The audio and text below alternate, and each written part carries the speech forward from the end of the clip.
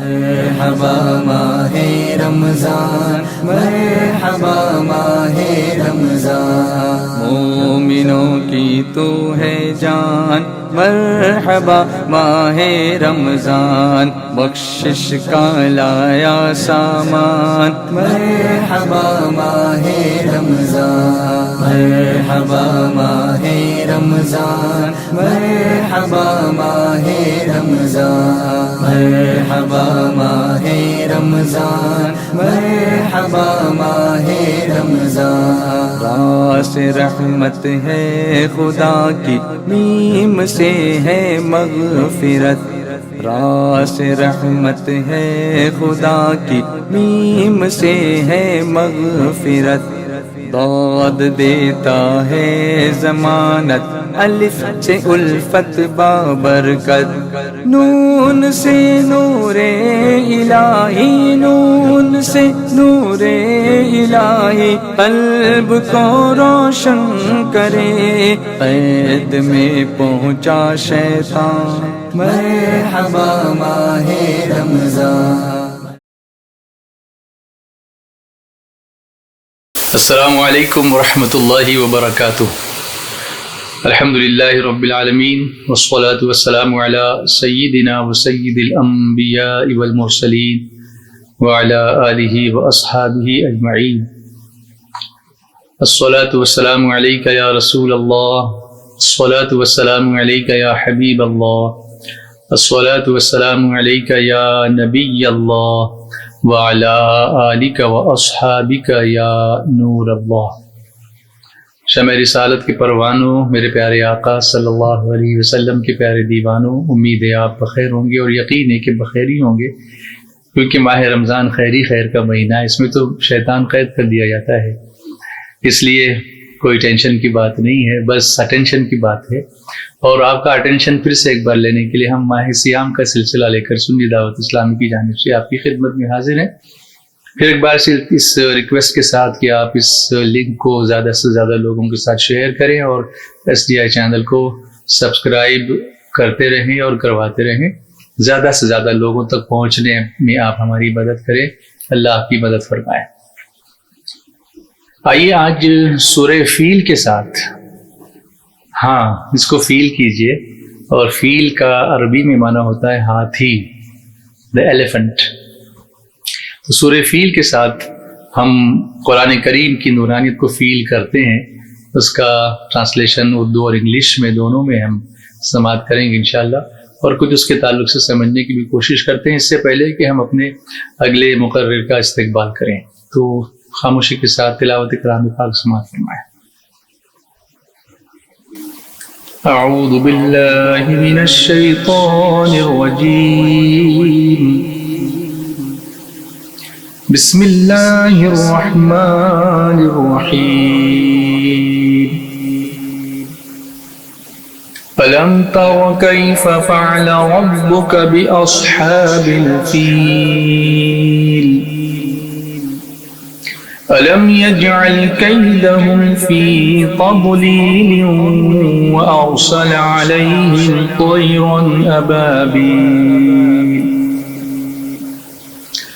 ترميهم بحجارة من سجيل فجعلهم كعصف مأكول۔ صدق اللہ العظیم۔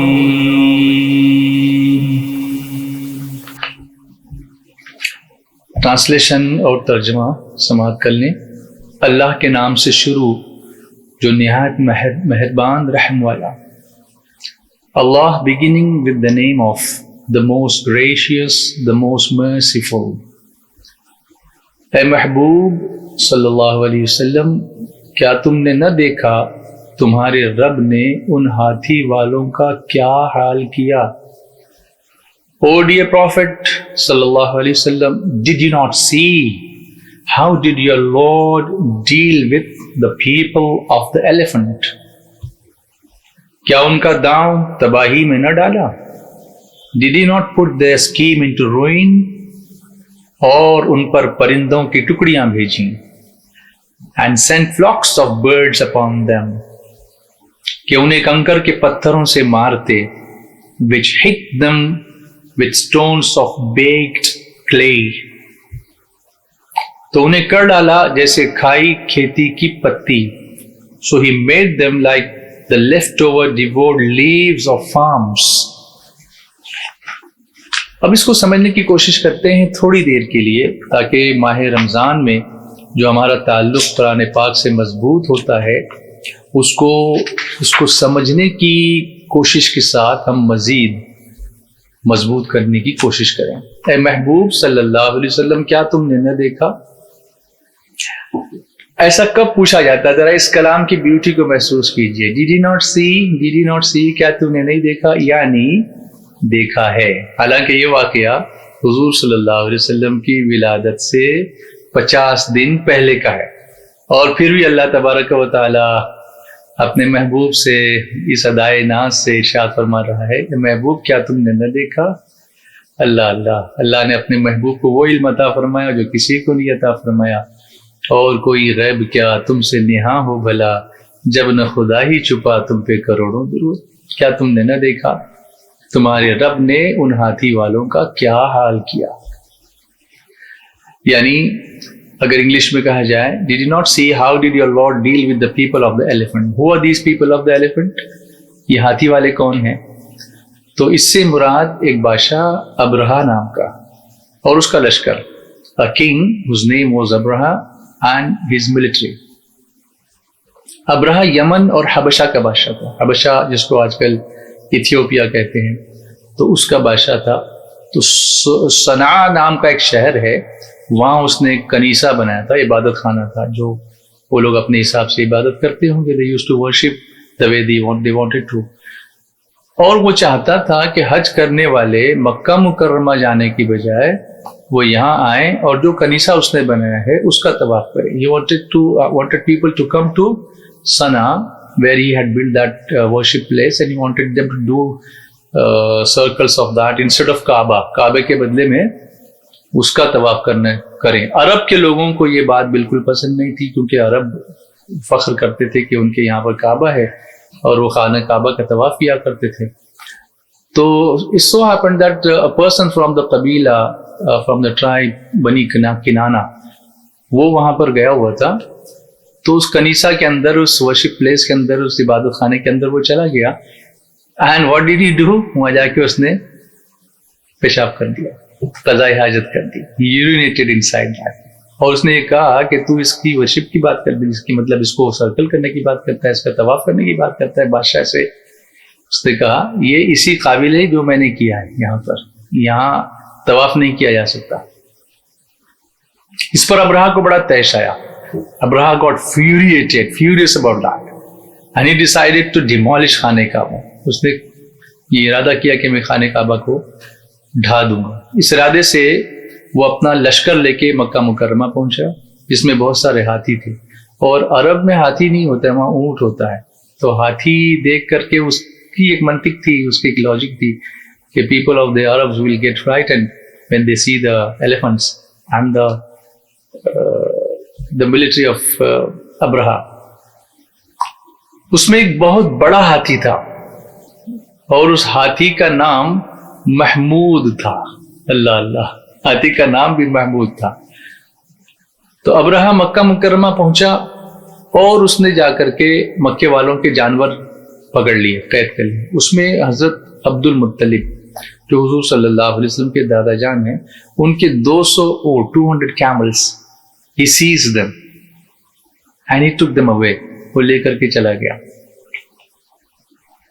عبد المطلب ابرہا کے پاس پہنچے and he was a very big personality. بہت اچھے عظیم ان کی شخصیت بھی تھی، ہائٹ بھی تھی، بلٹ بھی تھی، چہرہ بھی وجیح تھا، بہت خوبصورت تھے، جمال تھا، جلال بھی تھا. ابرہا کے پاس پہنچے تو ایک دم سرنڈر ہو گیا. بڑی تعظیم کی ان کی اور پوچھا، اپنے پاس بٹھایا کہ why are you here؟ آپ کیوں تشریف لائیں؟ تو حضرت عبد المطلب نے فرمایا کہ میرے اونٹ تم لے گئے ہو، وہ واپس کر دو. تو ابراہ نے کہا کہ مجھے بڑا تعجب ہوتا ہے, I'm surprised کہ you are the متولی of Kaaba, you are the trustee of Kaaba, you are asking for your camels, you are not asking for Kaaba, you are not concerned about Kaaba. اب camels کی بات کرتے ہو, اونٹ مانگنے آئے ہو, مجھے تو لگا تھا کہ آپ میرے ساتھ ڈائلاگس کرو گے کہ کعبے کو مت توڑنا اور تھوڑا سا بات چیت ہو جائے گی ایسی. تو حضرت عبد المطلب نے بڑا تاریخی جواب دیا.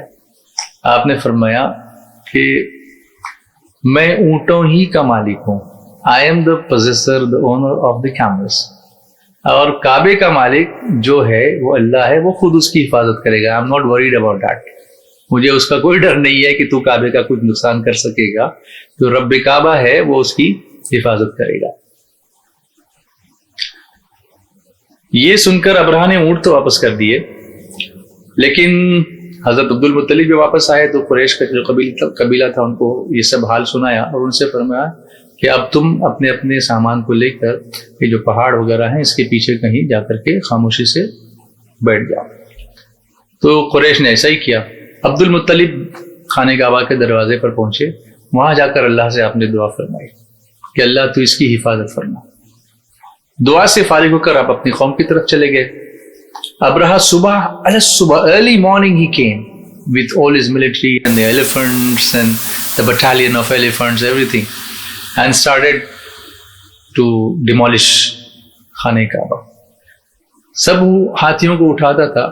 محمود کو اٹھاتا اگر تو محمود کو کعبے کی طرف اگر وہ لے جاتا وہ نہیں جاتا, اٹھتا ہی نہیں تھا, اور دوسری طرف اس کو نکال لیتے تو چلا جاتا تھا. تو اللہ کی رحمت دیکھے جانور بھی یہ جانتے ہیں کہ اللہ کے گھر کی تعظیم کیسے کرنی چاہیے. اللہ ہمیں اس گھر کی تعظیم کرنے کی توفیق عطا فرمائے.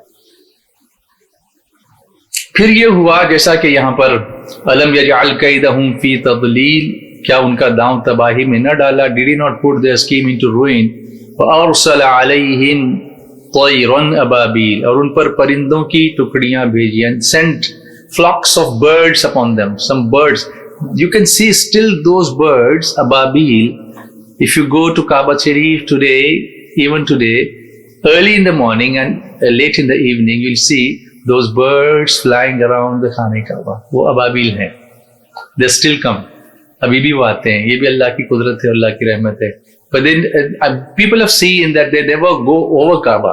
کبھی وہ خانہ کعبہ کے اوپر نہیں جاتے ہیں, اس کے اطراف جیسا لگتا ہے کہ وہ بھی آ کر خانہ کعبہ کا طواف کر رہے ہیں. تو اس کا ذکر, پرندوں کا ذکر قرآن پاک میں جن کو اللہ نے بھیجا تھا.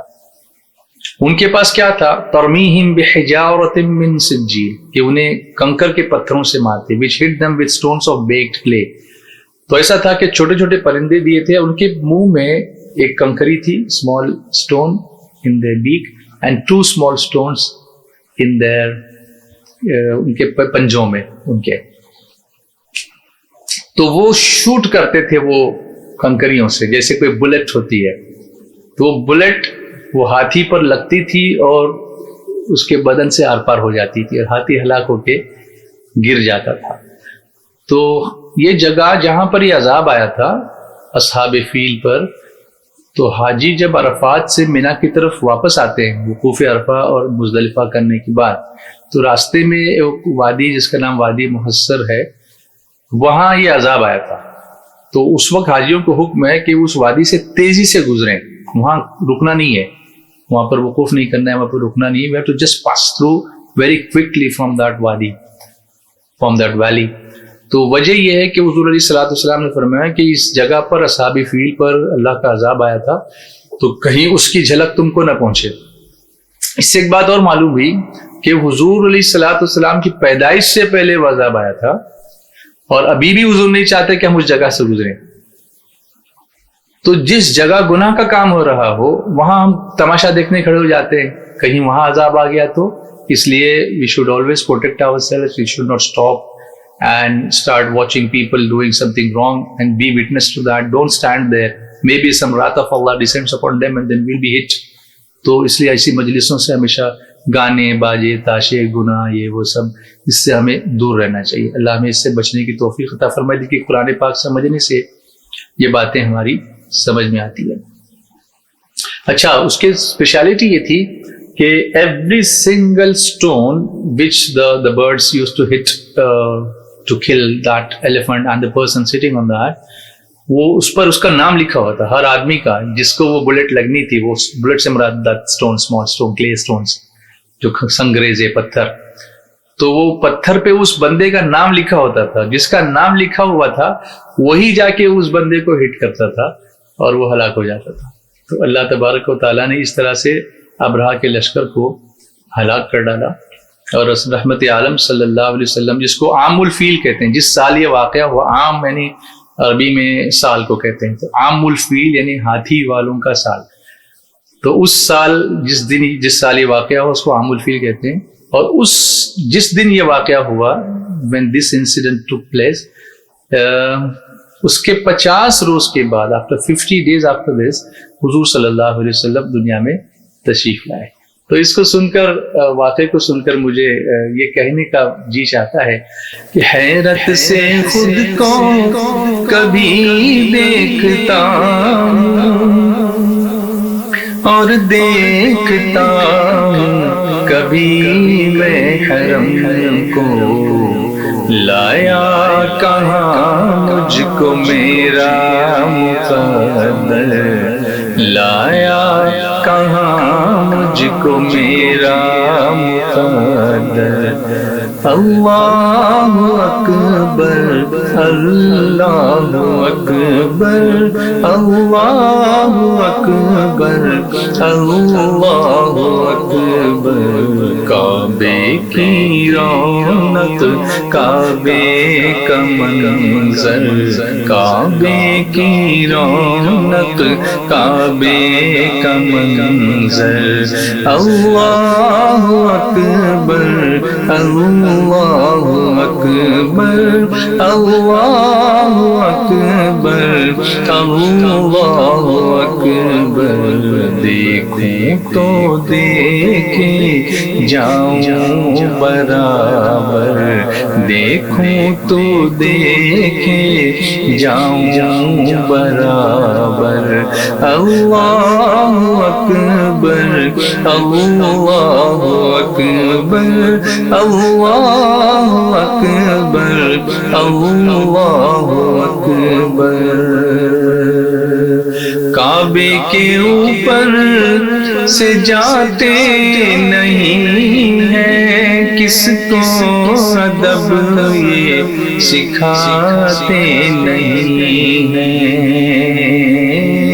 کعبے کے اوپر سے جاتے نہیں ہیں, کس کو ادب یہ سکھاتے نہیں ہیں. کتنے مؤدب ہیں یہ کبوتر, کتنے مؤدب ہیں یہ کبوتر. اللہ اکبر اللہ اکبر اللہ اکبر اللہ اکبر. کعبے کی رونق کعبے کا منظر, کعبے کی رونق کعبے کا منظر. اللہ اکبر اللہ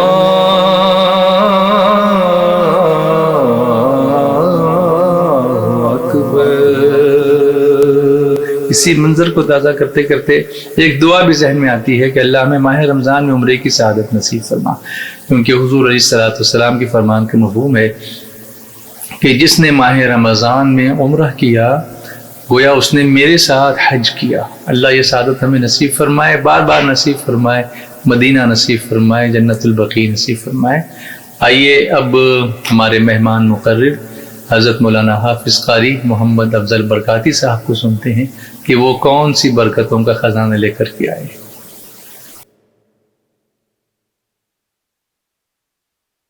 السلام علیکم ورحمۃ اللہ وبرکاتہ. الحمد للہ رب العالمین والعاقبۃ للمتقین والصلاة والسلام علی سید الانبیاء والمرسلین وعلی آلہ واصحابہ الطیبین الطاہرین. اما بعد فاعوذ باللہ من الشیطان الرجیم. بسم اللہ الرحمن الرحیم. या अय्युहल्लज़ीना आमनू कुतिबा अलैकुमुस्सियाम कमा कुतिबा अलल्लज़ीना मिन क़ब्लिकुम लअल्लकुम तत्तक़ून सदक़ल्लाहुल अज़ीम। पढ़ें अस्सलातु वस्सलामु अलैका या रसूल अल्लाह व अला आलिका व अस्हाबिका या हबीब अल्लाह। अस्सलातु वस्सलामु अलैका या नबी अल्लाह व अला आलिका व अस्हाबिका या नूर अल्लाह सल्लल्लाहु तआला अलैहि वसल्लम। मैंने जिस आय करीमा की तिलावत का शरफ़ हासिल किया, अल्लाह जल्ले शानहू इसके मुताल्लिक़ मुझे हक़ कहने और आप सबको हक़ सुनने और हम तमाम को इस पर अमल करने की तौफ़ीक़ रफ़ीक़ अता फ़रमाए। मेरे प्यारे आका सल्लल्लाहु अलैहि वसल्लम के प्यारे दीवानों, हम सब जानते हैं कि माह रमज़ानुल मुबारक की आमद हो चुकी है और ये अज़ीम महीना, मुबारक महीना, बरकत वाला महीना, अज़मत वाला महीना, इसकी अज़मत व बरकत और इसकी रहमत व नुज़ूल के हवाले से कौन नहीं जानता है, हर कोई इससे वाकिफ़ है। और इस महीने के अंदर बंदों का हाल ये होता है कि वो नेकियां करते हैं, रोज़ा भी रखते हैं, नमाज़ों की ख़ास तौर से पाबंदियां और नमाज फ़र्ज़ के साथ साथ तरावी का एहतमाम करते हैं, तहज्जुद की पाबंदी भी बाज़ हज़रात करते नज़र आते हैं, क़ुरान मुक़द्दस की तिलावत भी होती है और ऐसे ही बहुत सारे ज़िक्र व अज़कार, नवाफिल और तौबा और इस्तिग़फ़ार और इसके साथ साथ में दिगर इबादत, सदका व खैरात वग़ैरह वग़ैरह सारी चीज़ें ये माह मुबारका में बहुत ज़्यादा आम हो जाती है। मेरे आका अलैहिस्सलातु व तस्लीम के प्यारे दीवानों, दरअसल ये महीना जो आया है ये हमें मुत्तकी बनाने के लिए, परहेज़गार बनाने के लिए, अल्लाह तबारक व तआला का जो है क़ुर्ब दिलाने के लिए ये महीना आया है। आप देखिए, सबसे पहली चीज़ तो हम जानते हैं कि रोज़ों की फ़र्ज़ियत के हवाले से खालिक़ कायनात इरशाद फरमाता है क़ुरान मुक़द्दस में, या अय्युहल्लज़ीना आमनू कुतिबा अलैकुमुस्सियाम कमा कुतिबा अलल्लज़ीना मिन क़ब्लिकुम लअल्लकुम तत्तक़ून। फरमाया, ए ईमान वालो, तुम पर रोज़े फ़र्ज़ किए गए जिस तरह तुमसे पहले लोगों पर फ़र्ज़ किए गए थे। पता ये चला कि रोज़े सिर्फ़ और सिर्फ ऐसा नहीं कि हम पर फ़र्ज़ किए गए हैं, बल्कि हमसे पहलों पर भी रोज़े फ़र्ज़ किए गए थे और हम पर भी रोज़े फ़र्ज़ किए गए। क्यों रोज़े फ़र्ज़ किए गए? लअल्लकुम तत्तक़ून, ताकि तुम मुत्तक़ी बन जाओ, ताकि परहेज़गार बन जाओ, अल्लाह तबारक व तआला का क़ुर्ब हासिल हो जाए। इस आयत मुबारका के अंदर रोज़ों की फ़र्ज़ियत का भी बयान है और रोज़ा शरीयत इस्लामिया में इस बात का नाम है कि मुसलमान, अब वो चाहे मर्द हो या औरत, सुबह सादिक से लेकर गुरूब आफ़ताब तक बनियत इबादत, खाना पीना और मुजामियात को तर्क कर दे। इस आयत मुबारका से ये बात भी साबित होती है कि रोज़ा जो है ये इबादत कदीमा है, यानी हमसे पहले भी इस इबादत पर लोगों ने अमल किया, रोज़ा रखा, अल्लाह की बंदगी और इबादत की। ज़माने सैयदना आदम अलैहिस्सलाम से तमाम शरीयतों में ये फ़र्ज़ चला आ रहा है, अगरचे उसके अय्याम और उसके अहकाम ये मुख्तलिफ थे। ये ज़रूरी नहीं कि रमज़ानुल मुबारक का और वही पूरा महीना रोज़ा फ़र्ज़ रहा हो, बल्कि मुख्तलिफ अय्याम में और उसके अहकाम भी मुख्तलिफ थे, मगर यह इबादत दूसरी उम्मतों पर भी थी और उन पर भी रोज़े फ़र्ज़ किए गए, हम पर भी रोज़े फ़र्ज़ किए गए। तो रोज़ा जो है अगर देखा जाए तो ये सब पर लाजिम रहा है, सब उम्मतों पर जो है लाजिम रहा है और ये इबादत जो है दीगर उम्मतों ने भी की है। अल्हम्दुलिल्लाह उम्मत मुहम्मदिया के लिए अल्लाह ताला ने माह रमज़ान अता फ़रमाया ताकि इस माह में बंदा अल्लाह का क़ुर्ब हासिल कर ले रोज़ा रख कर। अब आप देखें कि रोज़ा जो हम पर फ़र्ज़ किया गया, इसका मकसद क्या है?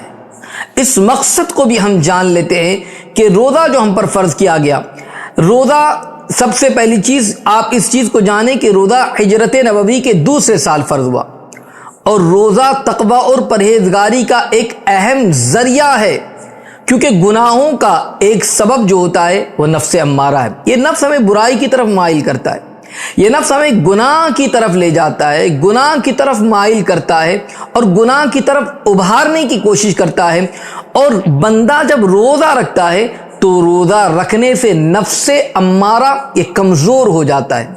لہذا فرضیت صوم کی اس پیاری حکمت کے بارے میں اللہ تبارک و تعالی ارشاد فرماتا ہے کہ روزے جو تم پر فرض کیے گئے، کیوں فرض کیے گئے؟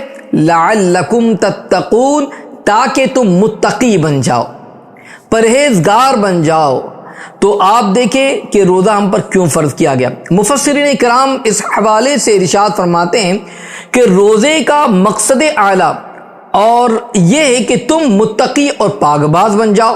روزے کا مقصد یہ نہیں ہے کہ صرف کھانے پینے اور جماع سے پرہیز کرو، صرف اور صرف اس کا مقصد یہ نہیں کہ تھوڑی دیر کے لیے کھانے کو روک دیا جائے، پانی روک دیا جائے یا بیوی سے قربت نہ بجا لایا جائے، بلکہ تمام برے اخلاق، تمام برے اعمال انسان مکمل طور پر ان تمام کے تمام چیزوں سے کنارہ کش ہو جائے، ان تمام کے تمام چیزوں سے انسان دور ہو جائے، اور کوئی دیکھے یا نہ دیکھ رہا ہو مگر آپ دیکھیں کہ انسان جو ہے پیاس کی تڑپ بھی ہوتی ہے، کبھی بھوک کا غلبہ بھی ہوتا ہے، مگر وہ یہ جانتا بھی ہے کہ مجھے کوئی دیکھتا بھی نہیں ہے، ٹھنڈا پانی بھی میرے پاس موجود ہے، لذیذ سے لذیذ کھانا اور پکوان بھی میرے پاس موجود ہے، مگر اس کے باوجود جو ہے وہ ہاتھ اٹھانے کی بات تو بہت دور کی ہے، وہ اسے دیکھنا تک گوارا نہیں کرتا۔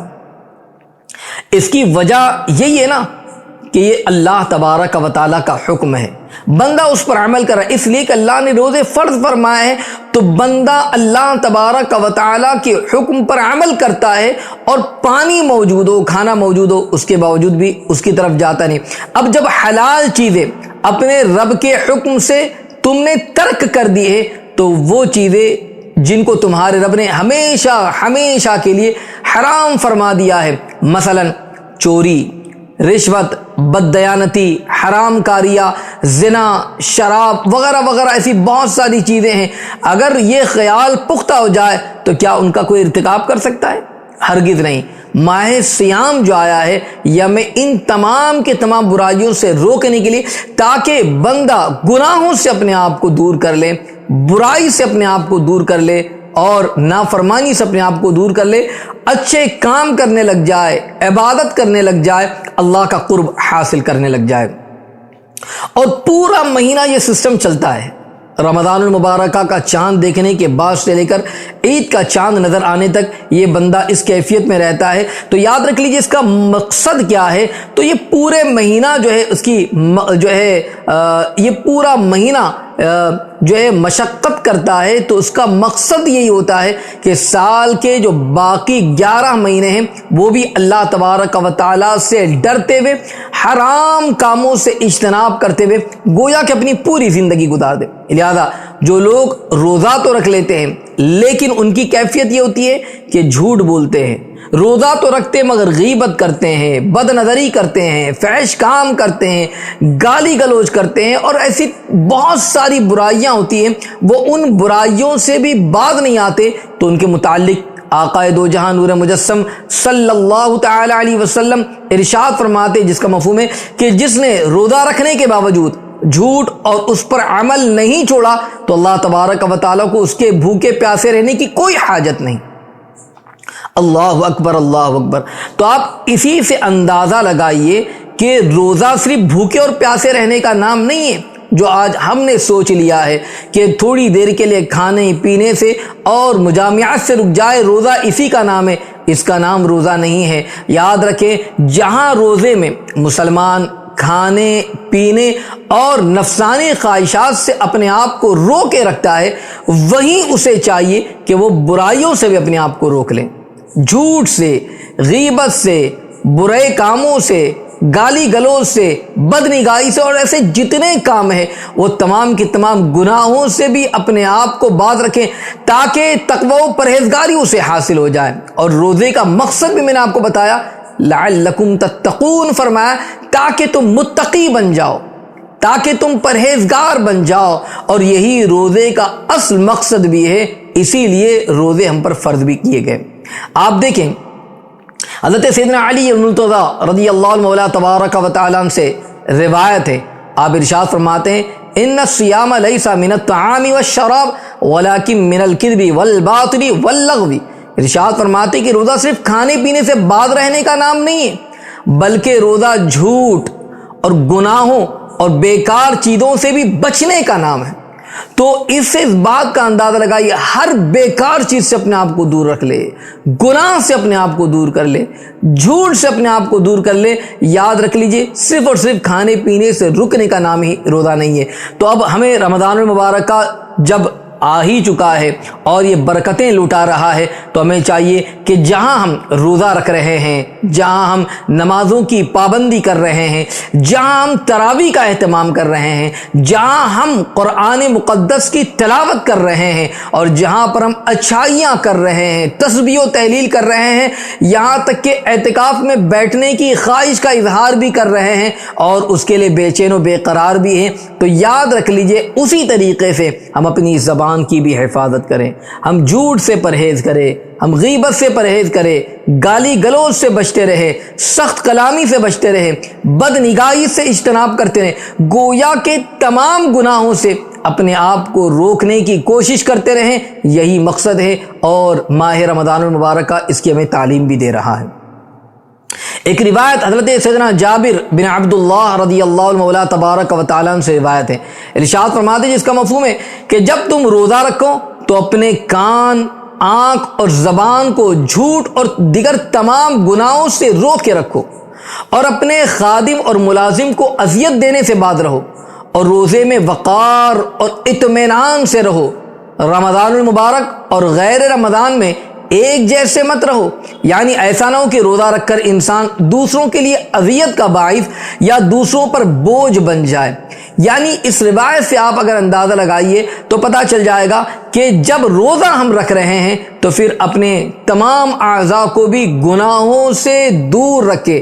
کان ہو تو اب یہ کان جو ہے تلاوت کلام سنے، نعت رسول سنے، اللہ اور اس کے رسول کی باتوں کو سنے۔ ایسا نہ ہو کہ روزہ بھی رکھ رہے ہیں اور یہ کانیں گانا سن رہے ہو، روزہ رکھ رہے ہو تو پھر یہ آنکھیں جو ہے یہ قرآن مقدس کی تلاوت کریں، یہ مسجد کو دیکھیں، اچھی چیزوں کو دیکھیں۔ ایسا نہ ہو کہ ان آنکھوں سے ہم بد نگاہی کریں۔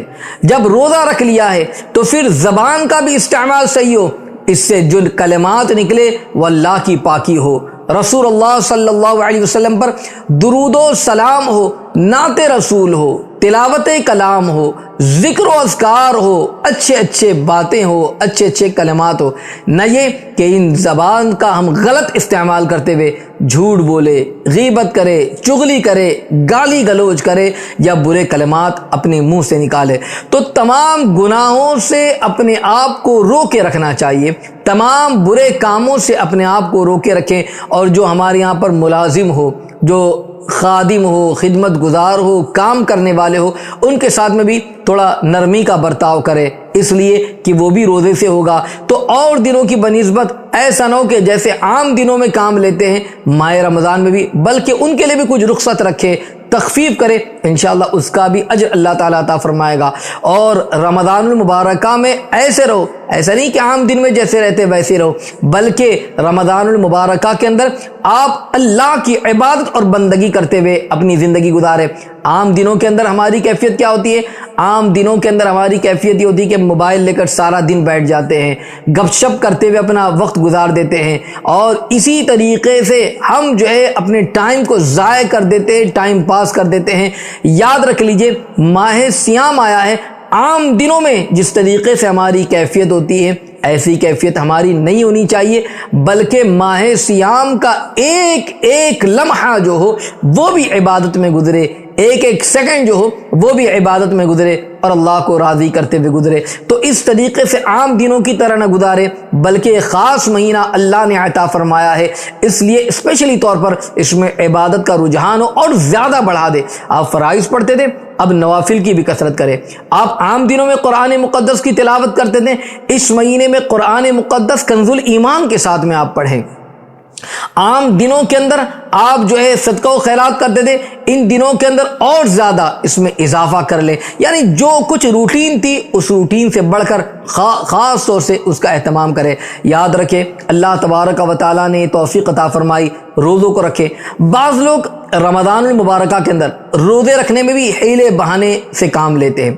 بعض لوگوں کو دیکھا جائے کہیں گے سر میں درد ہے روزہ نہیں رکھ سکتا، کاروبار کرنا ہے روزہ نہیں رکھ سکتا، صبح سے لے کر شام تک جاب میں جانا ہے روزہ نہیں رکھ سکتا، دکان پر بیٹھنا ہے روزہ نہیں رکھ سکتا، مزدوری کرنی ہے روزہ نہیں رکھ سکتا، ڈیوٹی بڑی سخت ہے دھوپ میں کھڑے رہنا ہوگا روزہ نہیں رکھ سکتا، بہت مشکل ہے روزہ رکھیں گے کمزوری آ جائے گی، روزہ رکھیں گے نقاہت آ جائیں گی، روزہ رکھیں گے ہم فٹنس نہیں رہ سکتے ہیں، روزہ رکھیں گے تو بہت سارے معاملات ہمارے ساتھ میں پیچیدہ ہو جائیں گے۔ گویا کہ اس طریقے کے معاملات حیلے بہانے اور نہ جانے کیسی کیسی باتیں بتاتے ہم بیمار ہو جائیں گے، اور ایسے سے معاملات ہوتے ہیں۔ یاد رکھیں کہ ایسے حیلے بہانے کر کے رحمت الہی سے خود ہی محروم ہو رہے ہیں، کیونکہ آپ دیکھیں روایت حضرت سیدنا ابو ہریرہ رضی اللہ تعالیٰ بیان کرتے ہیں کہ مصطفیٰ جان رحمت صلی اللہ علیہ وسلم نے خود ارشاد فرمایا روزہ رکھو صحت مند ہو جاؤں گے۔ سبحان اللہ۔ تو روزہ رکھنے پر تو آقا کریم صلی اللہ علیہ وسلم فرما رہے ہیں کہ تم صحت مند ہو جاؤ گے، اور آج انسان یہ کہتا ہے کہ ہم روزہ رکھیں گے تو ہماری صحت خراب ہو جائیں گی، یا صحت خراب ہونے کا اندیشہ ہے، یا روزہ رکھیں گے تو پھر ہم بیمار ہو جائیں گے، یا اس طریقے کی بات کرتے ہیں۔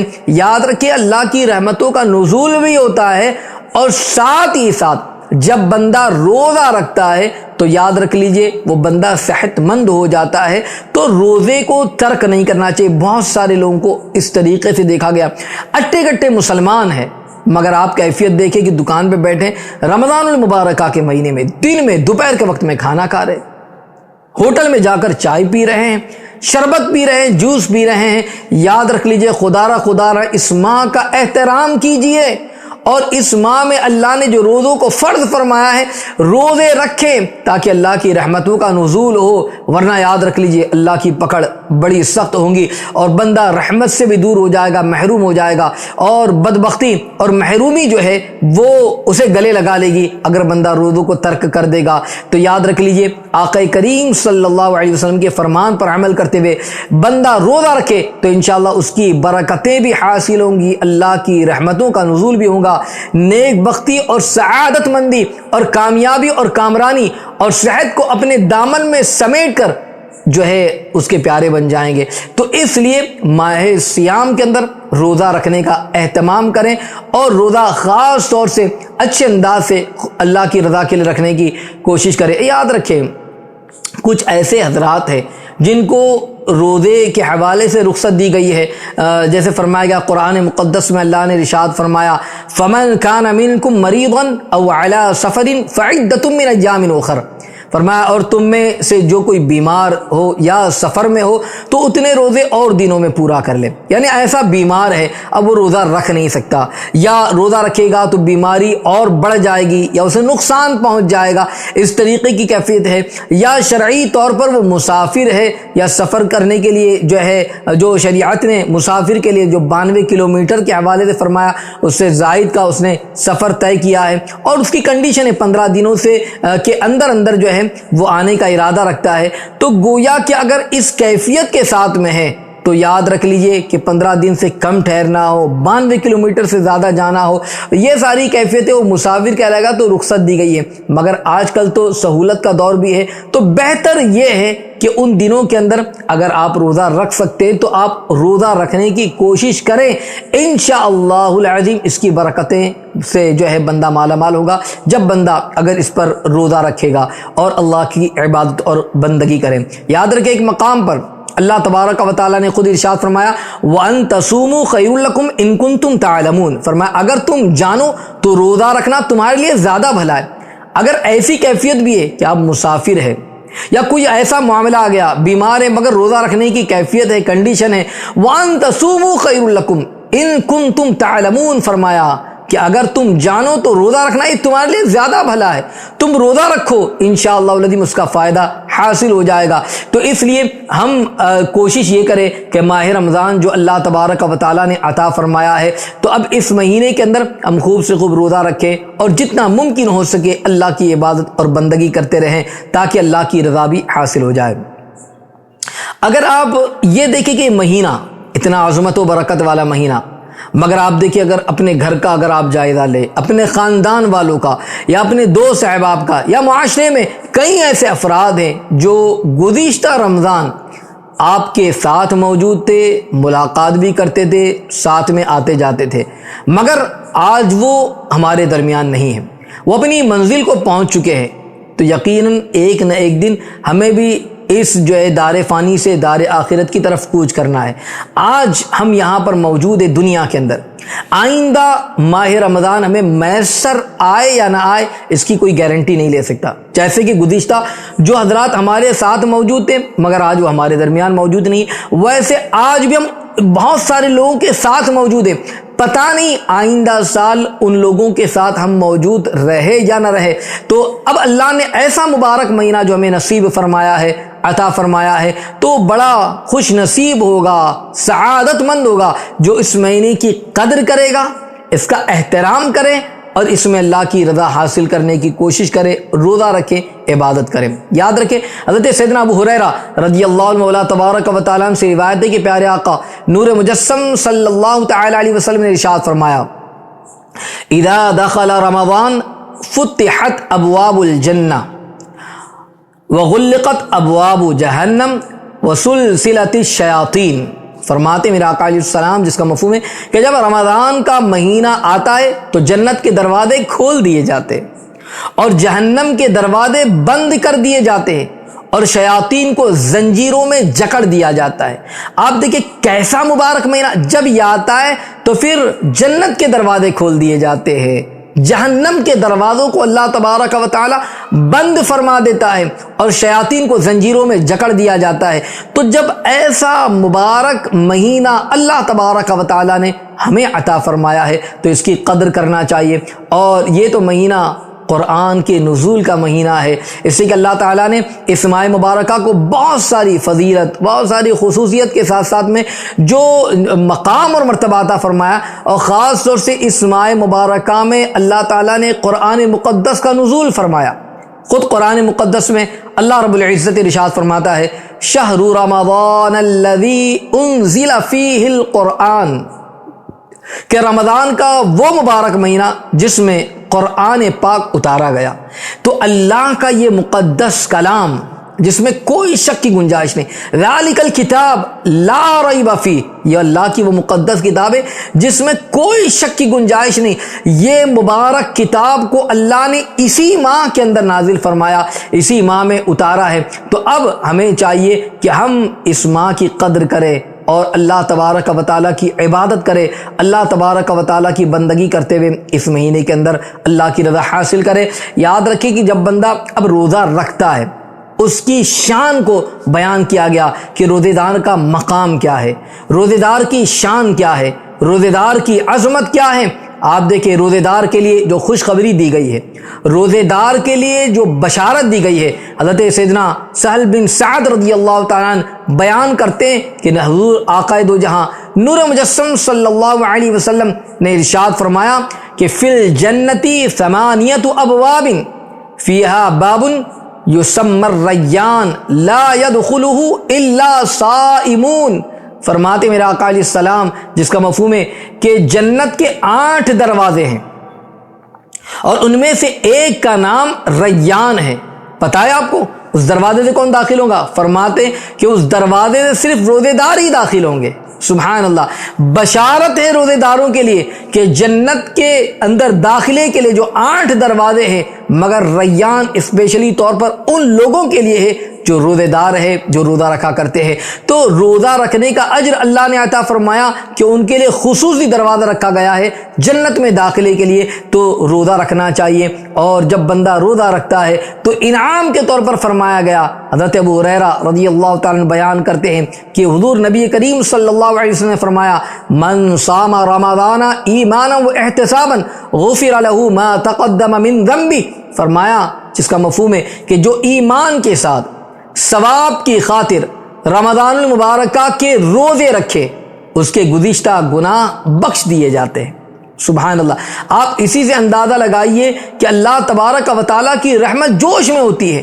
بندہ بس روزہ رکھے ایمان کے ساتھ میں ثواب کی خاطر، اللہ کی رضا کی خاطر، جب بندہ روزہ رکھتا ہے تو اللہ تبارک و تعالیٰ اس کے گزشتہ گناہوں کو معاف کر دیتا ہے، خطاؤں کو معاف کر دیتا ہے، اس کی غلطیوں کو معاف کر دیتا ہے، لغزشوں کو معاف فرما دیتا ہے۔ تو یہ کتنا بڑا برکت والا مہینہ ہے، کتنا عظمت والا مہینہ ہے۔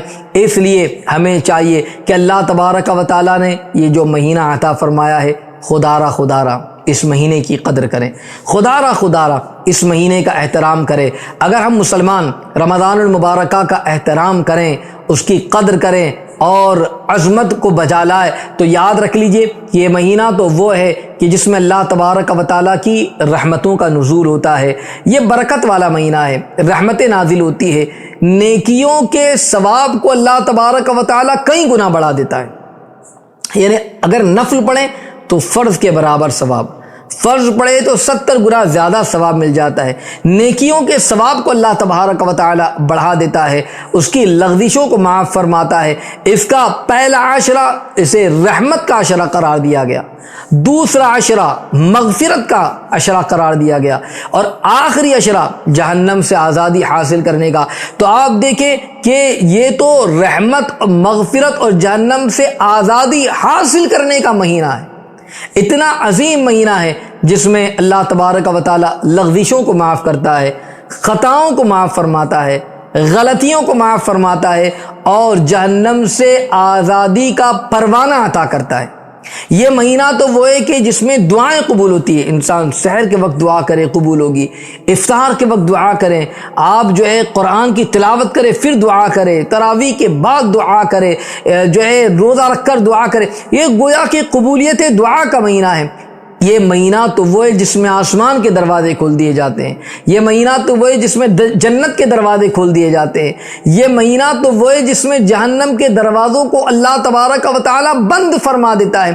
تو کتنا عظیم مہینہ ہے، لہذا ہمیں چاہیے کہ اس مہینے کی قدر کریں، اس مہینے کا احترام کریں، اور اس مہینے کے اندر جتنا زیادہ ہو سکے عبادت اور بندگی کرتے رہیں۔ یاد رکھیں کہ جب یہ مہینہ آتا تو پیارے آقا نور مجسم صلی اللہ تعالی علیہ وسلم جو ہے اپنے اصحاب کو اس طریقے سے بیان فرماتے، جس کا مفہوم ہے کہ جب ماہ رمضان آنے والا ہوتا، فرماتے تمہارے پاس رمضان کا مبارک مہینہ آیا ہے، اللہ تعالیٰ نے تم پر اس کے روزے فرض کیے، اس مہینے میں آسمان کے دروازے کھول دیے جاتے ہیں، جہنم کے دروازے بند کر دیے جاتے ہیں، اور شریر، جن اور شیاطین قید کر دیے جاتے ہیں۔ اس ماہ مبارکہ میں اللہ تعالیٰ کی طرف سے ایک ایسی بابرکت رات ہے جو 1000 مہینوں سے افضل و بہتر ہے، یعنی شب قدر۔ تو جو اس کے ثواب سے محروم رہا وہ حقیقتاً محروم رہا، مفہوم حدیث آپ نے سماعت کیا۔ تو اس سے آپ اندازہ لگائیے کہ آقا کریم صلی اللہ علیہ وسلم اپنے اصحاب کو اس مہینے کے حوالے سے خبر دیتے اور اس مہینے کی عظمت و برکت کے حوالے سے بیان کرتے۔ تو یاد رکھ لیجئے کہ بلا شبہ ماہ رمضان المبارکہ جو آیا ہے، تو یاد رکھے کہ اللہ تبارک و تعالیٰ کی یہ عظیم نعمت ہے یہ مہینہ، لہذا ہم سب پر لازم ہے، ہم سب پر ضروری ہے کہ اس سے فائدہ حاصل کریں۔ کس طریقے سے؟ عبادت کر کے فائدہ حاصل کرے، بندگی کر کے فائدہ حاصل کرے، نمازیں پڑھ کر فائدہ حاصل کرے۔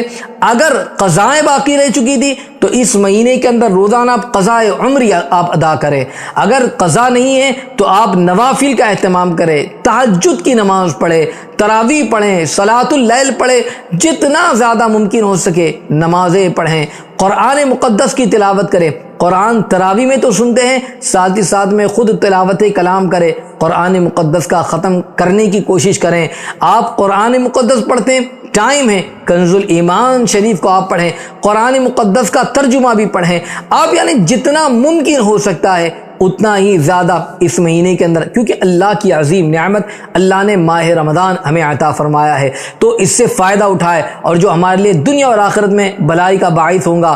تو یاد رکھ لیجئے کہ اس مہینے کی قدر کرتے رہیں، اس مہینے کا احترام کرتے رہیں، اور یاد رکھیں ایک مقام پر پیارے آقا نور مجسم صلی اللہ تعالی علیہ وسلم نے ارشاد فرمایا، جس کا مفہوم ہے کہ اللہ تبارک و تعالی فرماتا ہے کہ آدمی کا ہر عمل اس کی اپنی ذات کے لیے سوائے روزے کے، کہ وہ میرے لیے ہے اور اس کا بدلہ میں خود دوں گا۔ سبحان اللہ، روزہ عذاب سے بچانے والی ڈھال ہے، اور جب تم میں سے کوئی روزے سے ہو تو نہ فحش بات کرے اور نہ کسی سے جھگڑے، اگر اسے کوئی گالی دے یا جھگڑے تو اس سے کہہ دے کہ میں روزے سے ہوں، اس ذات کی قسم جس کے قبضے قدرت میں میری جان ہے، روزے دار کے منہ کی بو اللہ تعالیٰ کو مشک کی خوشبو سے بھی زیادہ پسند ہے، اور روزے دار کے لیے دو خوشیاں ہیں جن سے اسے فرحت ہوتی ہے، ایک تو افطار کی خوشی اور دوسری اپنے رب سے ملاقات کی خوشی۔ سبحان اللہ۔ آپ اس روایت سے آپ اندازہ لگائیے تو آپ کو پتہ چل جائے گا کہ روزے کے لیے جو فرمایا گیا کہ روزے کا بدلہ جو ہے کہ روزہ صرف اور صرف اللہ کے لیے ہے، اور سوائے روزے کے کوئی ایسی عبادت نہیں کہ جس کے بارے میں فرمایا جا رہا ہے، بلکہ وہ میرے لیے اور اس کا بدلہ میں خود دوں گا۔ اب آپ سوچو اللہ اس کا بدلہ دے گا، کتنا عظیم انعام ہوگا۔ تو اس لیے ہمیں چاہیے کہ گناہوں سے، برائی سے اپنے آپ کو روکے رکھے۔ اگر کوئی بری بات کہی دیتا ہے، اگر کوئی گالی گلوچ کر ہی لے تو یاد رکھ لیجئے ایسا نہیں کہ پلٹ کر ہم بھی جواب دیں، بلکہ اس سے نہ جھگڑے نہ گالی گلوچ کریں۔ فرمایا کہ بس یہ کہہ دے کہ میں روزے سے ہوں اور خاموش ہو جائے تو اللہ اس پر بھی اجر عطا فرما دے گا۔ تو یاد رکھ لیجئے کہ یہ تو بڑے انعام کا مہینہ ہے، اجر کا مہینہ ہے، اور اللہ تبارک و تعالی اس میں انعام اور اکرام سے بھی مالا مال فرماتا ہے۔ اور ساتھ ہی ساتھ میں فرمایا گیا کہ یہ مہینہ تو اتنا عظیم ہے کہ سبحان اللہ سبحان اللہ، کون ہے جو جنت کا خواہش مند یا امیدوار نہ ہوگا؟ ہر کوئی یہ چاہتا ہے کہ اللہ مجھے اجر عظیم عطا فرمائے، اللہ تعالیٰ مجھے جنت میں اعلیٰ مقام عطا فرمائے اور جہنم سے آزادی کا پروانہ اسے حاصل ہو جائے۔ تو یاد رکھ لیجئے پیارے آقا نور مجسم صلی اللہ علیہ وسلم نے ایک مقام پر ارشاد فرمایا جس کا مفہوم ہے کہ جب ماہ رمضان کی پہلی رات آتی ہے تو شیاطین اور سرکش جنات کو بیڑیاں ڈال دی جاتی ہے اور جہنم کے دروازے بند کر دیے جاتے ہیں کہ ان میں سے کوئی بھی دروازہ نہیں کھولا جاتا۔ یعنی اب جہنم کا دروازہ بند ہو گیا تو کوئی دروازہ کھولا نہیں جاتا، اور پھر سنیے جنت کے دروازے کھول دیے جاتے اور ان میں سے کوئی بھی دروازہ بند نہیں کیا جاتا۔ یعنی اللہ کی رحمتوں کا نزول دیکھے، اب جنت کے دروازے کھول دیے گئے، جہنم کے دروازے بند کر دیے گئے، اور ایک منادی پکارتا ہے، اے طالب خیر آگے بڑھو، اور اے شر کے متلاشی باز آ جاؤ۔ اور اللہ تعالیٰ کئی لوگوں کو جہنم سے آزاد فرماتا ہے، اور اسی طرح کا معاملہ رمضان المبارکہ کی ہر رات میں رہتا ہے، یعنی ہر رات یہ منادی ندا کرتا ہے۔ تو اب یہ اتنا مبارک مہینہ ہے کہ جس میں منادی ندا کرتا ہو، اللہ کی رحمتوں کی طرف ہمیں پکارتا ہو، ہمیں بلاتا ہو، اور اگر ہم اپنے کاموں میں لگے رہیں، اگر ہم اس میں بھی روزے کو ترک کر دے، اگر ہم یہ مہینہ پا کر بھی نمازوں کو چھوڑ دے، یہ مہینہ پا کر بھی ہم سحر اور افطار کو چھوڑ دے، یہ مہینہ پا کر بھی روزوں کو چھوڑ دے، یہ مہینہ پا کر بھی عبادت سے دور ہو جائے، تو بتائیے کہ پھر اس سے بڑی محرومی اور کیا ہو سکتی ہے۔ اس لیے خدارہ اللہ تبارک و تعالیٰ نے یہ مہینہ جو عطا فرمایا ہے، اللہ کا شکر ادا کریں اور اس مہینے میں خوب بڑھ چڑھ کر نیکیوں میں حصہ لے، نیکی کریں اور لوگوں کو اس کی طرف مائل کرنے کی کوشش کریں۔ جیسے میں نے عرض کیا کہ اللہ نیکیوں کے ثواب کو بھی بڑھا دیتا ہے، انعام کو بڑھا دیتا ہے، بلکہ اللہ تبارک و تعالیٰ کی بارگاہ میں اگر کوئی سجدہ کرتا ہے تو اللہ تعالیٰ جنت میں اس کے لیے یاقوت کا محل عطا فرماتا ہے، سجدہ کریں تو اللہ تعالیٰ نیکیاں عطا فرماتا ہے، سجدہ کریں تو اللہ جنت کے اندر ایسا درخت عطا فرماتا ہے کہ جس کے نیچے 500 سال تک گھوڑا چلتا رہے تب بھی وہ درخت ختم نہیں ہوگا۔ تو آپ دیکھیں یہ سارا انعام کس کے لیے ہے؟ عبادت کرنے والوں کے لیے، رمضان المبارکہ میں بندگی کرنے والوں کے لیے ہے۔ روزہ رکھتا ہے تو اللہ اس کے لیے کتنا بڑا اجر عطا فرماتا ہے۔ اس لیے جب اللہ نے یہ مہینہ عطا فرمایا تو اس کی قدر بھی کریں، احترام بھی کریں، روزہ بھی رکھیں، اور جہاں یہ سارا کام کرتے ہیں روزے کا مقصد صرف اور صرف بھوکے پیاسے رہنا نہیں، بلکہ اس کا مقصد یہ ہے تاکہ متقی بن جائے، پرہیزگار بن جائے، اللہ کا قرب حاصل ہو جائے۔ تو اس لیے اللہ تبارک و تعالیٰ کا قرب دلانے کے لیے مہینہ آیا ہے، متقی بنانے کے لیے آیا ہے۔ تو جو کچھ بھی بتایا گیا میں امید کرتا ہوں کہ انشاءاللہ العظیم ان تمام کے تمام چیزوں پر ہم عمل کرنے کی کوشش بھی کریں گے، دوسروں کو بتانے کی کوشش بھی کریں گے۔ میں آپ سے گزارش کرتا ہوں کہ سنی دعوت اسلامی کے ماحول سے وابستہ ہو جائیں، تاکہ آپ اس کے ماحول سے وابستہ رہیں گے تو آپ کو یہ تمام کی تمام چیزیں سیکھنے ملے گی۔ آپ کو نمازیں ادا کرنے کا طریقہ، اور اسی طریقے سے بہت سارے مسائل آپ وقتاً فوقتاً سماعت ہی کر رہے ہیں، روزوں کے مسائل، عبادت و بندگی کے مسائل، ماہ رمضان کی برکتوں کے حوالے سے اور دیگر بہت ساری چیزیں آپ اس تحریک کے ذریعے اور SDI چینل کے ذریعے آپ جو ہے سیکھ رہے ہیں، اور انشاءاللہ العظیم اس سے آپ کافی معلومات حاصل کر رہے ہیں۔ میں گزارش کروں گا کہ آپ اس طریقے سے خوب اس سے وابستہ بھی ہو، دوسروں کو اس کی طرف مائل بھی کریں، تاکہ اس کی برکتوں سے آپ بھی مالا مال ہو، دوسرے بھی مالا مال ہو۔ اللہ تبارک و تعالی ہم تمام کو ماہ رمضان کی برکتوں سے مالا مال فرمائے، اور مولا تبارک و تعالی اس میں خوب عبادت و بندگی کی توفیق عطا فرمائے، گناہوں سے بچائے، نیکیوں کی مولا تبارک و تعالی ہم سب کو توفیق عطا فرمائے، عبادت و بندگی کی توفیق عطا فرمائے۔ مولا تبارک و تعالی ہم سب کے روزوں کو قبول فرمائے، تلاوت کلام کو قبول فرمائے، نماز تراویح کو قبول فرمائے، سحر اور افطار کو قبول فرمائے، زکوٰۃ، صدقات، خیرات کو قبول فرمائے، اور مولا تبارک و تعالی ہم سب کو مدینہ طیبہ میں رمضان المبارکہ کی ساعتیں عطا فرمائے، اور وہیں پر جب دنیا سے جانے کا وقت قریب ہو تو ماہ سیام ہو، روزے کی حالت میں ہو، اور درود و سلام پڑھتے پڑھتے آقا علیہ الصلوۃ والتسلیم کے قدموں میں دنیا سے جانا نصیب فرمائے، ایمان پر مدینہ طیبہ میں شہادت کی موت نصیب فرمائے، برکتوں سے ہم سب کو مالا مال فرمائے، جو بیمار اسماء مبارکہ کے صدقے اللہ سب کو شفا نصیب فرمائے، جو پریشان حال ہے سب کی پریشانیاں دور فرمائے، جو مقروض مولا قرض کو دور فرمائے، جس کی حلال سب کو عطا فرمائے، سب کی جائز حاجات و تمناؤں کو پوری فرمائے۔ سنی دعوت اسلامی کو اللہ تبارک و تعالی دن 11ویں رات 12ویں برکتیں عطا فرمائے، اور مولا تبارک و تعالی سب پر کرم کی نظر فرمائے۔ اس ماہ مبارکہ کے صدقے ہم سب کے گناہوں کو اور ہمارے والدین کے اور تمام مسلمانوں کی گناہوں کو معاف فرمائے۔ دنیا میں جہاں جہاں مسلمان پریشان ہیں مولا سب کی پریشانیوں کو دور فرمائے، مصیبتوں کو دور فرمائے، مولا فضل فرما، کرم فرما۔ اللہم ربنا آتنا فی الدنیا حسنہ وفی الآخرۃ حسنۃ وقنا عذاب النار وقنا عذاب القبر وقنا عذاب الحشر وقنا عذاب الدین وقنا عذاب الدارین۔ اللهم ارحمنا یا ارحم الراحمین، اللهم اغفر لنا ذنوبنا یا رب العالمین، اللهم قنا عذاب النار وادخلنا الجنة مع الابرار یا عزیز یا غفار یا رب العالمین۔ اللهم انك عفو کریم تحب العفو فاعف عنا یا کریم۔ استغفر اللہ العظیم الذي لا الہ الا هو الحی القیوم واتوب الیہ وما علینا الا البلاغ برحمتک یا ارحم الراحمین۔ مرحبا ماہ رمضان، مرحبا ماہ رمضان۔